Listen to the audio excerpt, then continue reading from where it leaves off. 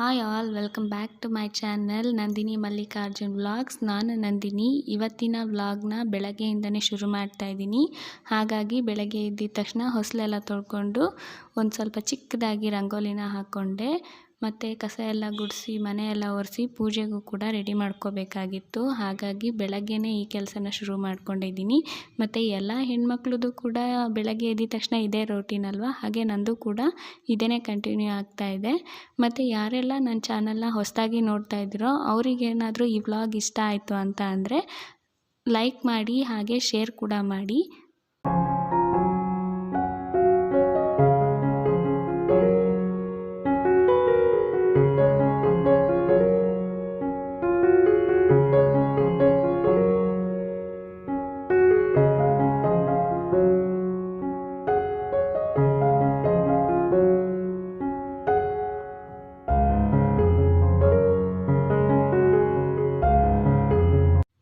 Fresh up ಆಗಿ ಪೂಜೆನೂ ಆಯಿತು. ಹಾಗೆ ಸ್ವಲ್ಪ ಹೊರಗಡೆಗೆ ಬಂದು ಸ್ವಲ್ಪ ಬಿಸಿಲಲ್ಲೇ ಕೂದಲನ್ನ ಒಣಗಿಸ್ತೀನಿ. ನಾನು ಯಾವುದೇ ಥರ ಹೇರ್ ಡ್ರೈಯರ್ ಯಾವುದನ್ನು ಬಳಸೋದಿಲ್ಲ.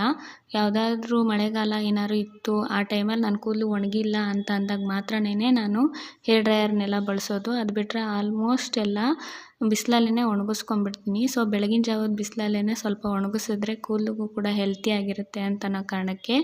ಹಾಗೆ ಸಿಕ್ಕಿರೋ ಅಂಥ ಸ್ವಲ್ಪ ಟೈಮಲ್ಲೇ ಒಂದು ಸಿಂಪಲ್ಲಾಗಿ ಒಂದು ಸಿಕ್ಕೆಲ್ಲ ಬಿಡಿಸಿ ತಲೆನೂ ಕೂಡ ಬಾಚ್ಕೊಂಡ್ಬಿಡ್ತೀವಿ. ಹೆಣ್ಮಕ್ಳಿಗೆ ಸಿಗೋದೇ ಬೆಳಗ್ಗೆ ಹೊತ್ತು ತುಂಬ ಹರಿಬರಿನಲ್ಲಿ ಇರ್ತೀವಿ. ಟೈಮ್ ಕೂಡ ಕಮ್ಮಿ ಇರುತ್ತೆ, ನಾಷ್ಟ ಮಾಡಬೇಕು, ಅಡುಗೆ ಮಾಡಬೇಕು ಅನ್ನೋ ಇದರಲ್ಲಿ. ಸೊ ಹಾಗಾಗಿ ಒಂದು ಚಿಕ್ಕದಾಗೇ ಒಂದು ಕ್ಲಿಪ್ನೂ ಕೂಡ ಹಾಕ್ಕೊಂಡು ಅಡುಗೆ ಮನೆಗೆ ಬಂದಿದ್ದ ತಕ್ಷಣ ನೋಡಿದೆ ನೇರಳೆ ಹಣ್ಣಿತ್ತು. ಅದಕ್ಕೇ ಸ್ವಲ್ಪ ಉಪ್ಪೆಲ್ಲ ಹಾಕಿ ಚೆನ್ನಾಗಿ ತೊಳೆದು ಒಂದು ಸ್ವಲ್ಪ ಹೊತ್ತು ನೀರಲ್ಲೇ ನೆನೆಸಿಟ್ಟು ಆಮೇಲೆ ತಿನ್ನೋದ್ರಿಂದ ನೇರಳೆ ಹಣ್ಣು ತಿನ್ನೋವಾಗ ಸ್ವಲ್ಪ ಒಗರು ಅನಿಸುತ್ತೆ. ಸೊ ಅದೆಲ್ಲ ಹೋಗುತ್ತೆ ಅನ್ನೋ ಕಾರಣಕ್ಕೋಸ್ಕರ ನಾನು ಈ ಥರ ಮಾಡ್ತೀನಿ. ಮತ್ತು ನೀರಲ್ಲಿ ಸ್ವಲ್ಪ ಹೊತ್ತು ನೆನೆಸಿ ಟಿಫನ್ ಎಲ್ಲ ಆದಮೇಲೆ ನೇರಳೆ ಹಣ್ಣನ್ನು ತಿನ್ನೋಣ ಅಂದ್ಬಿಟ್ಟು ಮೊದಲೇ ಆ ಕೆಲಸನ ಮಾಡಿಕೊಂಡೆ. ಮತ್ತು ನಿನ್ನೆ ನೈಟೇ ಅಕ್ಕಿನೆಲ್ಲ ನೆನೆಸಿ ರುಬ್ಬಿ ಇಟ್ಕೊಂಡಿದ್ದೆ. ಈಗ ಬೆಳಗ್ಗೆ ನೋಡ್ಬೋದು ನೀವು ಎಷ್ಟು ಚೆನ್ನಾಗಿ ಉಬ್ಬಿ ಬಂದಿದೆ ಸಂಪಣ ಅಂತಂದ್ಬಿಟ್ಟು. ಸೊ ಎಷ್ಟು ಬೇಕೋ ಅಷ್ಟನ್ನು ಇಟ್ಕೊಂಡು ಉಳಿದಿದ್ದನ್ನು ಫ್ರಿಜ್ಜಿಗೆ ಎತ್ತಿಟ್ಕೊಳ್ತೀನಿ. ಉಪ್ಪನ್ನು ನಾನು ನಿನ್ನೆ ನೈಟೇ ಹಾಕಿರಲ್ಲ ರುಬ್ಬಬೇಕಾದ್ರೆ. ಈಗ ಬೆಳಗ್ಗೆ ಎದ್ದ ಮೇಲೆ ಉಪ್ಪನ್ನ ಸೇರಿಸ್ಕೊತಾ ಇದ್ದೀನಿ. 1 ಸ್ಪೂನ್ ಉಪ್ಪನ್ನ ಹಾಕಿ ರೆಡಿ ಮಾಡಿ ಇಟ್ಕೊತೀನಿ. ಮತ್ತು ಗಟ್ಟಿಯಾಗಿಯೇ ರುಬ್ಕೊಂಡಿರ್ತೀನಿ ನಾನು ರುಬ್ಬಬೇಕಾದ್ರೆ. ನೋಡಿಕೊಂಡು ಬೇಕಾದ್ರೆ ನೀರು ಹಾಕ್ಕೋಬೋದು ಅಂದ್ಬಿಟ್ಟು. ಸೊ ಈಗ ಸ್ವಲ್ಪ ನೀರು ಹಾಕ್ಕೊಂಡು ನಾನು ಅದನ್ನು ಕನ್ಸಿಸ್ಟೆನ್ಸಿ ದೋಸೆಗೆ ಎಷ್ಟು ಬೇಕೋ ಆ ಥರ ಮಾಡ್ಕೊಂಡಿದ್ದೀನಿ. ಮತ್ತು ಇವತ್ತು ಬಂದುಬಿಟ್ಟು ನಾನು ಈರುಳ್ಳಿ ದೋಸೆನ ಮಾಡ್ತಾ ಇರೋದು. ಸೊ ಯಾರಿಗೆಲ್ಲ ಈರುಳ್ಳಿ ದೋಸೆ ಇಷ್ಟ ಆಗುತ್ತೆ ಸೊ ಅವರೆಲ್ಲ ಒಂದ್ಸಲಿ ಕಮೆಂಟ್ ಮಾಡಿ, ನನಗೂ ಗೊತ್ತಾಗುತ್ತೆ. ಮತ್ತು ಈರುಳ್ಳಿ ದೋಸೆಗೆ ನಾನು ಕ್ಯಾರೆಟ್ನ ತುರಿದಿಟ್ಕೊಂಡಿದ್ದೀನಿ, ಮತ್ತು ಕೊತ್ತಂಬರಿ ಸೊಪ್ಪು, ಈರುಳ್ಳಿ, ಮತ್ತು ಈರುಳ್ಳಿ ಜೊತೆಗೇ 2 ಮೆಣಸಿನ್ಕಾಯಿ ಹಾಕಿ ಹಾಗೆ ಕಟ್ ಮಾಡ್ಕೊಂಡಿದ್ದೀನಿ. ನಾನು ಚಾಪರಲ್ಲೇ ಮಾಡಿಕೊಂಡೆ, ಏಕೆಂದರೆ ಈರುಳ್ಳಿ ದೋಸೆಗೆ ಸ್ವಲ್ಪ ಜಾಸ್ತಿ ಈರುಳ್ಳಿ ಬೇಕಾಗುತ್ತೆ ಅದಕ್ಕೋಸ್ಕರ. ಮತ್ತು ಅದನ್ನೆಲ್ಲ ನೀಟಾಗೇ ಮಿಕ್ಸ್ ಮಾಡಿಕೊಂಡು ಎಲ್ಲ ಒಂದು ಕಡೆ ರೆಡಿ ಮಾಡಿ ಇಟ್ಕೊಳ್ತೀನಿ. ರೆಡಿ ಮಾಡಿ ಇಟ್ಕೊಂಡ್ರೆ ಒಂದ್ಸಲಿ ಎಲ್ರಿಗೂ ಬಿಸಿ ಬಿಸಿಯಾಗಿ ಮಾಡಿಕೊಡ್ಬೋದು ಅಂತ ಅಂದ್ಬಿಟ್ಟು ಎಲ್ಲ ರೆಡಿ ಮಾಡಿ ಇಟ್ಕೊಂಡಿದ್ದೀನಿ. ಮತ್ತು ಎಲ್ರೂ ಈರುಳ್ಳಿ ದೋಸೆ ಮಾಡಿದ್ರೆ ದೋಸೆಗೆಲ್ಲ ಅಂದರೆ ಹಂಚಿಗೆಲ್ಲ ಕಚ್ಕೊಂಡ್ಬಿಡುತ್ತೆ ಮತ್ತು ಎದ್ದೇಳೋದಿಲ್ಲ ಅಂತಂದ್ಬಿಟ್ಟೆಲ್ಲ ಹೇಳ್ತೀರಾ. ಇಲ್ಲಾಂದರೆ ಮತ್ತು ಉದುರೋಗ್ಬಿಡುತ್ತೆ ದೋಸೆಯಿಂದ ಅಂತಂದ್ಬಿಟ್ಟು. ಇಲ್ಲ, ಆ ಥರ ಏನೂ ಆಗೋದಿಲ್ಲ. ಆ ಥರ ಎಲ್ಲ ಆಗಬಾರ್ದು ಅಂತಂದರೆ ಕೆಲವೊಂದು ಟಿಪ್ಸ್ನ ಫಾಲೋ ಮಾಡಿದ್ರೆ ಸಾಕು. ಈಗ ನಾನು ಅದನ್ನೇ ಮಾಡ್ತಾ ಇರೋದು. ಇದು ನಮ್ಮಮ್ಮ ಹೇಳ್ಕೊಟ್ಟಿರೋದು. ದೋಸೆ ಹಂಚಿಗೆ ಫಸ್ಟ್ ದೋಸೆ ಹಾಕಬೇಕಾದ್ರೆ ಈರುಳ್ಳಿನ ಫಸ್ಟು ಸವರಿ ನೀಟಾಗಿ ಅದನ್ನೆಲ್ಲ ಒಂದು ಹದಕ್ಕೆ ತಂದ್ಕೋಬೇಕು. ಸೊ ಅದಾದಮೇಲೆ ದೋಸೆ ಹಾಕೋದ್ರಿಂದ 2 ಬೆನಿಫಿಟ್ ಇದೆ. ಒಂದು, ದೋಸೆ ಕೀಳೋದಿಲ್ಲ ಅಂದರೆ ಹರಿದು ಹೋಗೋದಿಲ್ಲ. ಮತ್ತು ಇನ್ನೊಂದು ಏನಂತಂದರೆ ದೋಸೆ ಕೆಂಪಗೆ ಬರುತ್ತೆ. ಸೊ ಅದಕ್ಕೋಸ್ಕರ ಫಸ್ಟೇ ಈರುಳ್ಳಿನ ಹಾಕಿ ಹೆಂಚನ್ನ ನೀಟಾಗಿ ರೆಡಿ ಮಾಡಿ ಇಟ್ಕೋಬೇಕು. ಅದಾದಮೇಲೆ ಈಗ ನೀವು ನೋಡ್ತಾ ಇರ್ಬೋದು ದೋಸೆ ಹಾಕಿಬಿಟ್ಟು ಅದ್ರ ಮೇಲೆ ನಾನು ಸ್ಪೂನಲ್ಲಿ ತುರಿದಿಟ್ಕೊಂಡಿದ್ದು ಏನೇನು ಮಿಶ್ರಣ ಇದೆ ಅದನ್ನೆಲ್ಲ ಹಾಕಿ ನೀಟಾಗಿ ಅದ್ರ ಮೇಲೆ ಸ್ವಲ್ಪ ಪ್ರೆಸ್ ಮಾಡಬೇಕು. ಈಗಲೇ ಪ್ರೆಸ್ ಮಾಡಿಕೊಂಡ್ರೆ ನೆಕ್ಸ್ಟು ಅದು ಬೀಳೋದಿಲ್ಲ. ಅದಾದಮೇಲೆ ಸ್ವಲ್ಪ ಎಣ್ಣೆ ಹಾಕ್ಕೊಂಡೆ. ಈ ಥರ ರೆಡಿ ಆಯಿತು. ಈಗ ನಾನು ತಿರುವಿ ಹಾಕ್ತೀನಿ ನೋಡಿ, ಅದು ಕೆಂಪಗೆ ಎಷ್ಟು ಚೆನ್ನಾಗಿ ರೆಡಿಯಾಗಿದೆ ಅಂತಂದ್ಬಿಟ್ಟು. ಸ್ವಲ್ಪ ಕ್ರಿಸ್ಪಿಯಾಗೂ ಆಗಿರುತ್ತೆ, ಕೆಳಗಡೆ ಕ್ರಿಸ್ಪಿ, ಒಳಗಡೆ ಸಾಫ್ಟಿಯಾಗಿ ಇರುತ್ತೆ. ಸೊ ಅದಕ್ಕೋಸ್ಕರ. ಮತ್ತು ಹಿಂಗೆ ತಿರುವಿ ಹಾಕಾದ್ಮೇಲೆ ನೀವು ಅದನ್ನು ಪ್ರೆಸ್ ಮಾಡೋಕ್ಕೆ ಹೋಗಬಾರ್ದು. ಪ್ರೆಸ್ ಮಾಡಿದ್ರೆ ಅದು ಹಂಚಿಗೆ ಕಚ್ಕೊಂಡ್ಬಿಡುತ್ತೆ. ಈರುಳ್ಳಿ ಸ್ವಲ್ಪ ಬೆಂದಿರೋದ್ರಿಂದ ಕಚ್ಕೊಂಡ್ಬಿಡುತ್ತೆ. ಪ್ರೆಸ್ ಮಾಡಲಿಲ್ಲ ಅಂದರೆ ಈ ಥರ ನೀಟಾಗಿ ಕಾಣುತ್ತೆ. ಸೊ ಇವಾಗ ನೋಡ್ಬೋದು ನೀವು ಎಷ್ಟು ಚೆನ್ನಾಗಿ ಕಾಣಿಸ್ತಿದೆ ಅಂತ. ಅದಕ್ಕೆ ನಾನು ಕಾಯಿ ಚಟ್ನಿನ ಮಾಡ್ಕೊಂಡಿದ್ದೀನಿ. ಅದಾದಮೇಲೆ ಆಗಲೇ ನೆನೆಸಿಟ್ಟಿದ್ನಲ್ಲ ಸೊ ನೇರಳೆ ಹಣ್ಣು ಅದನ್ನು ಕೂಡ ಟಿಫನ್ ಆದಮೇಲೆ ತೊಗೊಳ್ತಾ ಇದ್ದೀವಿ 1/2 ಅವರ್ ಬಿಟ್ಟು. ಅದಾದಮೇಲೆ ನಮಗಿನ್ನು ಟೈಮ್ ಸಿಗೋದೇನೆ ಇನ್ನೊಂದು ಅರ್ಧ ಗಂಟೆ ಏನೋ ಟಿಫನ್ ಆದಮೇಲೆ ಟೈಮ್ ಸಿಗುತ್ತೆ. ಮತ್ತು ಆದಮೇಲೆ ಟೈಮೇ ಸಿಗೋದಿಲ್ಲ, ಯಾಕೆಂದರೆ ನೆಕ್ಸ್ಟು ಅಡುಗೆ ಮಾಡಬೇಕು. ದೋಸೆ ಎಲ್ಲ ಎಲ್ರಿಗೂ ಹಾಕಿ ಕೊಡೋದ್ರಿಂದ ಲೇಟ್ ಆಗಿರುತ್ತೆ. ಸೊ ಅದಕ್ಕೆ ಈಗ ನೆಕ್ಸ್ಟು ಅಡುಗೆನೂ ಕೂಡ ಈಗಲೇ ಮಾಡ್ಕೊಂಬಿಟ್ರೆ ಕೆಲಸ ಕಮ್ಮಿ ಆಗುತ್ತೆ. ಸಂಜೆ ಅಷ್ಟೊತ್ತಿಗೆ ಏನೂ ಕೆಲಸ ಇರಲ್ಲ ಅಂತಂದ್ಬಿಟ್ಟು ಈಗಲೇ ಅಡುಗೆನೂ ಕೂಡ ರೆಡಿ ಮಾಡ್ಕೊತಾ ಇದ್ದೀನಿ. ಮೊದಲಿಗೆ ಅಕ್ಕಿ ತೊಳೆದಿಕ್ಬಿಟ್ರೆ ಅನ್ನ ರೆಡಿ ಆಗಿಬಿಡುತ್ತೆ. ನಾನು ನೀರೆಲ್ಲ ಇಡಬೇಕು ಅಂತಂದರೆ ಅಕ್ಕಿಗೆ ನಾನು ಕೈ ಅಳತೆಲ್ಲ ಇಟ್ಕೊತೀನಿ. ಇಲ್ಲ ಕೆಲವೊಬ್ರಿಗೆ ಗೊತ್ತಾಗಲ್ಲ ಅಂತ ಅಂದರೆ 1 ಲೋಟ ಅಕ್ಕಿಗೆ 1.5 ಗ್ಲಾಸಷ್ಟು ನೀರು ಹಾಕ್ಕೊಂಡು ಉಪ್ಪು ಹಾಕ್ಕೊಂಡ್ರೆ ಆಯಿತು. ಅಕ್ಕಿ ಮಾಮೂಲಿ ತೊಳೆದಿಟ್ಬಿಟ್ಟು ಅನ್ನ ಮಾಡ್ಕೊಂಬಿಡ್ತೀನಿ. ಒಂದು ಕಡೆ ಅನ್ನ ರೆಡಿ ಆಗ್ತಾ ಇರುತ್ತೆ, ಇನ್ನೊಂದು ಕಡೆ ಸಾಂಬಾರಿಗೆಲ್ಲ ಏನೇನು ಬೇಕೋ ಅದನ್ನೆಲ್ಲ ನಾನು ರೆಡಿ ಮಾಡ್ಕೊತಾ ಇದ್ದೀನಿ. ಇವತ್ತು ನಾನು ಮನೆಯಲ್ಲೇ ಮೊಳಕೆ ಕಾಳೆಲ್ಲ ನೆನೆಸಿಟ್ಟಿದ್ದೆ. ಸೊ ಅದಕ್ಕೋಸ್ಕರ ಮೊಳಕೆ ಕಾಳೆಲ್ಲ ಚೆನ್ನಾಗಿ ಮೊಳಕೆ ಬಂದಿತ್ತು. ಮೊಳಕೆ ಕಟ್ಟಿನ ಸಾಂಬಾರು ಮಾಡಿಬಿಡೋಣ ಅಂತಂದ್ಬಿಟ್ಟು ಆ ಸಾಂಬಾರನ್ನ ಮಾಡ್ತಾಯಿದ್ದೀನಿ. ಒಬ್ಬೊಬ್ಬರು ಒಂದೊಂದು ಥರ ಮಾಡ್ತಾರೆ ಈ ಸಾಂಬಾರನ್ನ. ಬಟ್ ನಾನಿಲ್ಲಿ ಮಾಡ್ತಾ ಇರೋದು ತೀರಾ ಮಸಾಲೆ ಎಲ್ಲ ಹಾಕೋದಿಲ್ಲ. ಕಡಿಮೆ ಮಸಾಲೆ ಬಳಸಿ ಸ್ವಲ್ಪ ಸಿಂಪಲ್ಲಾಗಿಯೇ ಮಾಡ್ಕೊತೀನಿ. ಯಾಕೆಂದರೆ ನಮ್ಮ ಮನೆಯಲ್ಲಿ ಮಸಾಲೆ ಸಾಂಬಾರು ಯಾರೂ ಅಷ್ಟು ಲೈಕ್ ಮಾಡೋದಿಲ್ಲ. ಅದಕ್ಕೋಸ್ಕರ ತೀರಾ ಕಮ್ಮಿ ಮಸಾಲೆನೇ ಹಾಕಿ ಮಾಡ್ತಾಯಿದ್ದೀನಿ. ಮೊದಲಿಗೆ ರುಬ್ಕೊಳ್ಳೋದಕ್ಕೆಲ್ಲ ರೆಡಿ ಮಾಡಿ ಇಟ್ಕೊಂಬಿಡೋಣ ಅಂದ್ಬಿಟ್ಟು ರೆಡಿ ಮಾಡ್ಕೊತಾ ಇದ್ದೀನಿ. ಮತ್ತು ಹಾಗೆ ಒಂದು ಪಾತ್ರೆನಲ್ಲಿ ನೀರು ತೊಗೊಂಡು ಈರುಳ್ಳಿ, ಟೊಮೊಟೊ ಒಂದು 3 ಈರುಳ್ಳಿ ತೊಗೊಂಡಿದ್ದೀನಿ, 1 ಗೆಡ್ಡೆ ಬೆಳ್ಳುಳ್ಳಿ, ಹಾಗೆ 1 ಟೊಮೆಟೊ ಹಾಕ್ಕೋತಾ ಇದ್ದೀನಿ. ಜಾಸ್ತಿ ಹಾಕ್ಕೋಬಾರ್ದು, ಹುಳಿ ಅನಿಸ್ಬಿಡುತ್ತೆ. ಹಾಗೆ ಸ್ವಲ್ಪ ತೆಂಗಿನಕಾಯಿ ನಾನು ತುರಿದು ಹಾಕ್ಕೊತಾ ಇಲ್ಲ, ಹಾಗೆ ಕಟ್ ಮಾಡಿನೇ ಹಾಕ್ಕೊತಾ ಇದ್ದೀನಿ. ಕಟ್ ಮಾಡಿದ್ದೇ ಇತ್ತು, ಅದಕ್ಕೋಸ್ಕರ ಕಟ್ ಮಾಡಿ ಸಣ್ಣದಾಗೇ ಹಾಕ್ಕೊತಾ ಇದ್ದೀನಿ. ಮತ್ತು ನೀವು ನೋಡ್ತಾ ಇರ್ಬೋದು, ಈ ಥರ ಈರುಳ್ಳಿನ ನೀರಲ್ಲಿ ಹಾಕಿ ನೆನೆಸಿ ಆಮೇಲೆ ನೀವು ಕಟ್ ಮಾಡೋದ್ರಿಂದ ಒಂದು ನಿಮಗೆ ಕಣ್ಣೀರು ಬರೋದಿಲ್ಲ. ಅಂದರೆ ಈರುಳ್ಳಿ ಕಟ್ ಮಾಡೋದ್ರಿಂದ ನೀರು ಬರೋದಿಲ್ಲ. ಮತ್ತು ಇನ್ನೊಂದೇನು ಅಂದರೆ ಸಿಪ್ಪೆನ ತುಂಬ ಸುಲಭವಾಗಿ ತೆಗಿಬೋದು. ಕೆಲವೊಂದು ಈರುಳ್ಳಿ ಸಿಪ್ಪೆ ಬಂದುಬಿಟ್ಟು ತುಂಬ ತೆಳು ಇರುತ್ತೆ, ತೆಗಿಯೋಕ್ಕೇ ಆಗೋದಿಲ್ಲ. ಬಟ್ ಈ ಥರ ನೀರಲ್ಲಿ ನೆನೆಸೋದ್ರಿಂದ ಈರುಳ್ಳಿ ಸಿಪ್ಪೆನೂ ಕೂಡ ಈಸಿಯಾಗಿ ತೆಕ್ಕೊಬೋದು. ಮತ್ತು ನೀರು ಕೂಡ ಅಂದರೆ ಅಳುನೂ ಕೂಡ ಬರೋದಿಲ್ಲ ನಮಗೆ. ಈಗ ಹೆಣ್ಮಕ್ಳು ಅಂತ ಅಂದಮೇಲೆ ನಾವು ದಿನ ಬೆಳಗ್ಗೆ ಆದರೆ ಈರುಳ್ಳಿನೇ ಕಟ್ ಮಾಡ್ತಾನೆ ಇರ್ತೀವಿ. ಸೊ ಹಾಗಾಗಿ ಈ ಟಿಪ್ಸ್ನ ಹೇಳಿದೆ, ತುಂಬ ಯೂಸ್ ಆಗುತ್ತೆ. ಒಂದ್ಸಲ ಟ್ರೈ ಮಾಡಿ ನೋಡಿ.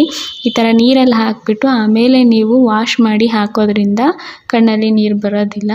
ಈಗ ನಾನು ಒಂದು ಗೆಡ್ಡೆ ಅಷ್ಟು ಬೆಳ್ಳುಳ್ಳಿನ ತೊಗೊಂಡಿದ್ದೀನಿ. ಬೆಳ್ಳುಳ್ಳಿ ಸಿಪ್ಪೆ ಎಲ್ಲ ಆಗಿಂದಾಗಲೇ ನಾನು ಬಿಡಿಸಿ ಸಾಂಬಾರಿಗೆ ಹಾಕೋದು. ಯಾರಾದರೂ ತೀರಾ ನೆಂಟರು ಯಾರಾದರೂ ಬಂದರು, ತುಂಬ ಜನ ಯಾರಾದರೂ ಇತ್ತು ಅಂತ ಅಂದಾಗ ಹಿಂದಿನ ದಿನವೇ ಬಿಡಿಸಿ ಇಟ್ಕೊಂಡ್ಬಿಡ್ತೀನಿ.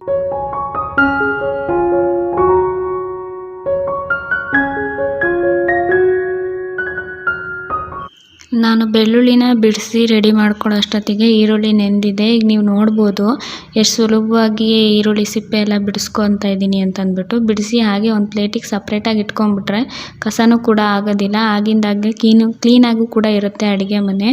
ಆ ಥರ ಸಪ್ರೇಟಾಗಿ ಬಿಡಿಸಿ ಮತ್ತೆ ಅದನ್ನೇ ಈರುಳ್ಳಿ ನೀರಿಗೇ ಹಾಕ್ತೀನಿ.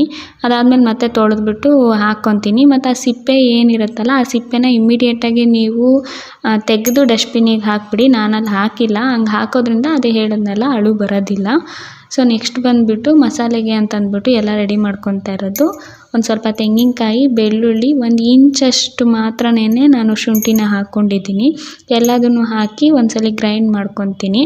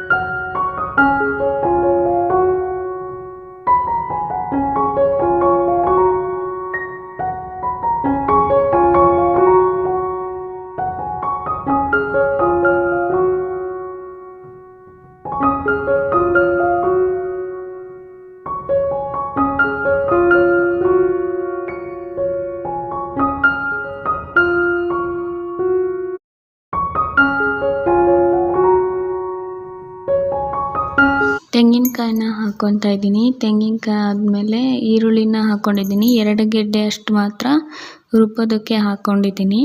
ಅದಾದಮೇಲೆ ಬಿಡಿಸಿಟ್ಕೊಂಡಿರೋದು ಬೆಳ್ಳುಳ್ಳಿ, ಶುಂಠಿನ ಹಾಕ್ಕೊತಾ ಇದ್ದೀನಿ. ಆದರೆ ಇಲ್ಲಿ ಟೊಮೊಟೊನ ಹಾಕೋದಿಲ್ಲ, ಯಾಕೆಂದರೆ ತೆಂಗಿನಕಾಯಿ ಫಸ್ಟು ರುಬ್ಕೋಬೇಕು. ತೆಂಗಿನಕಾಯಿ ರುಬ್ಬಲಿಲ್ಲ ಅಂತ ಅಂದರೆ ಮಸಾಲೆ ಸರಿಯಾಗಿ ಆಗೋದಿಲ್ಲ. ಅದಕ್ಕೋಸ್ಕರ ಫಸ್ಟು ತೆಂಗಿನಕಾಯಿ ಎಲ್ಲ ನೀಟಾಗಿ ರುಬ್ಬಿ ಎಲ್ಲ ಆದಮೇಲೆ ಅದಾದಮೇಲೆ ನಾನು ಟೊಮೊಟೊ ಹಣ್ಣು ಹಾಕಿ ರುಬ್ಕೊತೀನಿ. ಸೊ ಫಸ್ಟಿಗೆ ಇವಾಗ ಇದಿಷ್ಟನ್ನು ಹಾಕಿ ರುಬ್ಕೊತೀನಿ. ರುಬ್ಕೊಂಡಿದ್ದಾದಮೇಲೆ ಟೊಮೊಟೊ ಹಣ್ಣು ಹಾಕ್ಕೊಳ್ಳೋಣ.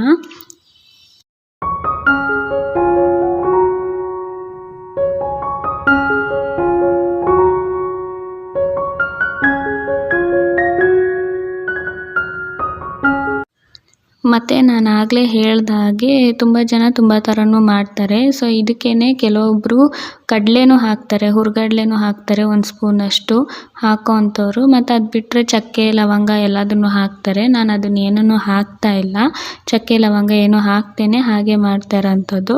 ಈಗ ನಾನು ಟೊಮೊಟೊ ಹಣ್ಣು ಹಾಕೋತಾ ಇದ್ದೀನಿ. ಟೊಮೊಟೊ ಹಣ್ಣು ಆದಮೇಲೆ 1 ಹಿಡಿಯಷ್ಟು ಕೊತ್ತಂಬರಿ ಸೊಪ್ಪು ಹಾಕೋತಾ ಇದ್ದೀನಿ.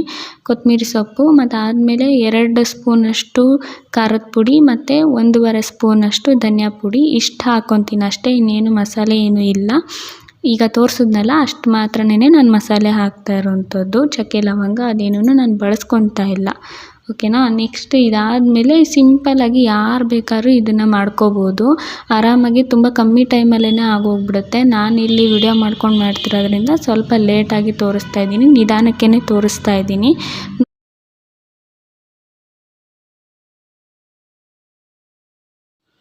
ರುಬ್ಕೊಂಡಿದ್ದಾದಮೇಲೆ 2 ಕಡ್ಡಿಯಷ್ಟು ಕರಿಬೇವನ್ನ ಇಟ್ಕೊಂಡಿದ್ದೀನಿ. ಮತ್ತು ಆಗಲೇ 2 ಈರುಳ್ಳಿ ಮಾತ್ರ ಹಾಕಿದ್ದೆ, ಇನ್ನೊಂದು ಈರುಳ್ಳಿ ಸಪ್ರೇಟ್ ಇಟ್ಟಿದ್ದೆ. ಅದಕ್ಕೋಸ್ಕರ ಈ ಈರುಳ್ಳಿನ ಒಗ್ಗರಣೆಗೆ ಹಾಕ್ಕೋತಾ ಇದ್ದೀನಿ. ಹಾಗೆ ಒಂದು ಕುಕ್ಕರಲ್ಲಿ ಒಂದು ಸ್ವಲ್ಪ ಎಣ್ಣೆ ಹಾಕಿ ಬಿಸಿ ಮಾಡೋಕ್ಕೂ ಕೂಡ ಇಟ್ಕೊಂಡಿದ್ದೀನಿ. ಬಿಸಿ ಆದಮೇಲೆ ನಾನು ಕರಿಬೇವು ಮತ್ತು ಈರುಳ್ಳಿನ ಹಾಕ್ಕೊತಾ ಇರೋದು. ಈರುಳ್ಳಿ ಹಾಕಾದ್ಮೇಲೆ ಕಾಳನ್ನು ಕೂಡ ಹಾಕ್ಕೊಂಡು ಸ್ವಲ್ಪ ಹುರ್ಕೋಬೇಕು. ಹುರ್ಕೊಂಡ್ರೆ ಅದೊಂದು ಸ್ವಲ್ಪ ಹಸಿ ವಾಸನೆ ಏನಿರುತ್ತೆ ಅದು ಹೋಗುತ್ತೆ. ಅದಾದಮೇಲೆ ಮಸಾಲೆ ಏನು ರುಬ್ಕೊಂಡಿರ್ತೀವಿ ಅದನ್ನು ಹಾಕಿ ಅದನ್ನು ಕೂಡ ಸ್ವಲ್ಪ ಹುರ್ಕೋಬೇಕು. ಹುರ್ಕೊಂಡು ಸ್ವಲ್ಪ ಎಣ್ಣೆ ಮೇಲ್ಗಡೆ ಕಾಣಿಸುತ್ತೆ. ಅದಾದಮೇಲೆ ನಾವು ನೀರು ಹಾಕ್ಕೋಬೇಕು. ನಮಗೆ ಎಷ್ಟು ಹದ ನೋಡಿಕೊಂಡು ಅಷ್ಟು ಮಾತ್ರ ನೀರು ಹಾಕ್ಕೊಂಡು 1 ಸ್ಪೂನಷ್ಟು ಮಾತ್ರ ನಾನಿಲ್ಲಿ ಉಪ್ಪು ಹಾಕ್ಕೊಂಡಿದ್ದೀನಿ. ನಿಮ್ಗೆ ರುಚಿಗೆ ಎಷ್ಟು ಬೇಕೋ ಅಷ್ಟು ಉಪ್ಪು ಹಾಕ್ಕೊಂಡ್ರೆ ಮೊಳಕೆ ಕಟ್ಟಿನ ಸಾಂಬಾರು ರೆಡಿಯಾಗಿದೆ. ಸೊ ಅದಾದಮೇಲೆ ಇನ್ನೊಂದು ಸೈಡು ಆಗಲೇ ಹೇಳ್ದಂಗೆ ಅನ್ನ ಆಯಿತು. ಈಗ ನೆಕ್ಸ್ಟ್ ಬಂದುಬಿಟ್ಟು ಮುದ್ದೆನೂ ಕೂಡ ಮಾಡ್ಕೋಬೇಕು. ಮುದ್ದೆ ಮಾಡ್ಕೊಳ್ಳೋಕೆ ಮುಂಚೆ ಇದು ಫಸ್ಟ್ ಆಗಿಬಿಡಲಿ ಅಂತ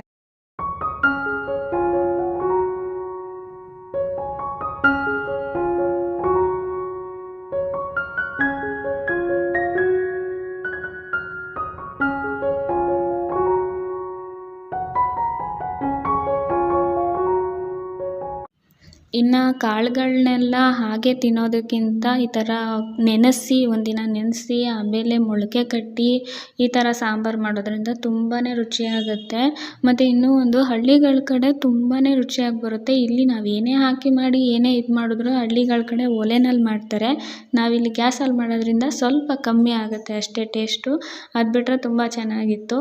ಅದಾದಮೇಲೆ ಈಗ ನಾನೇನು ಮಾಡ್ಕೊತಾ ಇದ್ದೀನಿ ಅಂತಂದರೆ ಅಡುಗೆ ಪಡಿ ಈ ಕಡೆ ಆ ಕಡೆ ಕುಕ್ಕರ್ಗೆ ಇಟ್ಟಿದ್ದೀನಿ. ಕುಕ್ಕರೆಲ್ಲ ಕೂಗೋ ಟೈಮಲ್ಲಿ ನಾನು ಈ ಕಡೆ ಸ್ಲ್ಯಾಬ್ನೆಲ್ಲ ನೀಟಾಗಿ ಒರೆಸಿ ಕ್ಲೀನ್ ಮಾಡ್ಕೊಂಡ್ಬಿಟ್ರೆ ಆ ಕೆಲಸನೂ ಕೂಡ ಆಗೋಗ್ಬಿಡುತ್ತೆ. ನಾನು ಆಗಲೇ ಹೇಳ್ದಂಗೆ ಮುದ್ದೆನೂ ಕೂಡ ಮಾಡೋದಕ್ಕೆ ಇಟ್ಟಿದ್ದೀನಿ. ಈ ಥರ ಉಪ್ಪು ಬಂದಮೇಲೆ ಮುದ್ದೆ ಎಲ್ಲ ಮಾಡ್ಕೊಳ್ಳೋದು. ಮುದ್ದೆ ಮಾಡೋದನ್ನೆಲ್ಲ ನಾನು ಇದರಲ್ಲಿ ತೋರಿಸಿಲ್ಲ. ನೆಕ್ಸ್ಟ್ ಬರೋವಂಥ ವಿಡಿಯೋಗಳಲ್ಲಿ ಬೇಕಾದ್ರೆ ಯಾರಾದರೂ ಕಮೆಂಟ್ ಮಾಡಿದ್ರೆ ನಾನು ಮುದ್ದೆ ಮಾಡೋದನ್ನು ಕೂಡ ತೋರಿಸ್ತೀನಿ. ಇಲ್ಲ ಅಂತ ಅಂದರೆ ಆಲ್ಮೋಸ್ಟ್ ಎಲ್ರಿಗೂ ಗೊತ್ತಿರುತ್ತೆ ಮುದ್ದೆ ಮಾಡೋದು ಹೇಗೆ ಅಂತ ಅಂದ್ಬಿಟ್ಟು. ಹಂಗಾಗಿ ನಾನು ಅದನ್ನೇನು ತೋರಿಸಿಲ್ಲ. ನಾನು ಮಾತ್ರ ಈ ಥರ ಕಟ್ಕೊತೀನಿ ಅಂತಂದ್ಬಿಟ್ಟು ತೋರಿಸ್ತಾ ಇರೋದಷ್ಟೇ. ಆದರೆ ಸ್ವಲ್ಪ ಮುದ್ದೆನ ಬಿಸಿ ಇದ್ದಾಗಲೇ ಕಟ್ಟಬೇಕು. ಕೈ ತುಂಬಾ ಬಿಸಿ ಬಿಸಿಯಾಗಿರುತ್ತೆ. ಬಿಸಿ ಇದ್ದಾಗಲೇ ಕಟ್ಕೊಂಡ್ರೆ ಈ ಥರ ನೀಟಾಗಿ ರೌಂಡಾಗಿ ಬರುತ್ತೆ. ಮತ್ತು ನೋಡ್ಬೋದು ನೀವು ಎಷ್ಟು ಶೈನಿಯಾಗಿ ಕಾಣಿಸ್ತಾ ಇದೆ ಅಂತಂದ್ಬಿಟ್ಟು. ಈ ಥರ ಸಾಂಬಾರು ಮುದ್ದೆ ಸಾಂಬಾರು ಸಪ್ರೇಟಾಗಿ ಇಟ್ಕೊಂಡಿದ್ದೀನಿ. ಅನ್ನ ಅದ್ರ ಮೇಲೆ ಕಾಳು ಹಾಕ್ಕೊಂಡಿದ್ದೀನಿ. ತುಂಬಾ ರುಚಿಯಾಗಿತ್ತು. ಸಿಂಪಲಾಗಿ ಮಾಡ್ಕೋಬೋದು. ಯಾರಾದರೂ ಬ್ಯಾಚುಲರ್ಸ್ ಇದ್ರೂ ಆರಾಮಾಗಿ ಮಾಡ್ಕೊಳ್ಳಿ. ಇಲ್ಲಿವರೆಗೂ ವಿಡಿಯೋನ ನೀವು ನೋಡಿದ್ದೀರಾ ಅಂತ ಅಂದರೆ ಖಂಡಿತವಾಗ್ಲೂ ನಿಮ್ಗೆ ಈ ವಿಡಿಯೋ ಇಷ್ಟ ಆಗಿದೆ ಅಂತ ಅನ್ಕೋತೀನಿ. ಸೊ ಹಾಗಾಗಿ ನಿಮ್ಗೆ ಯಾರಿಗಾದ್ರೂ ಈ ವಿಡಿಯೋ ಕೂಡ ಇಷ್ಟ ಆಗಿತ್ತು ಅಂದರೆ ಲೈಕ್ ಮಾಡಿ, ಹಾಗೆ ಶೇರ್ ಮಾಡಿ, ಸಬ್ಸ್ಕ್ರೈಬ್ ಕೂಡ ಮಾಡ್ಕೊಳ್ಳಿ ಅಂತ ಹೇಳ್ತಾ ಇವತ್ತಿನ ಈ ವ್ಲಾಗ್ನ ನಾನು ಇಲ್ಲಿಗೆ ಎಂಡ್ ಮಾಡ್ತಾ ಇದ್ದೀನಿ. So thank you for watching. Next ವಿಡಿಯೋದಲ್ಲಿ ಸಿಗೋಣ.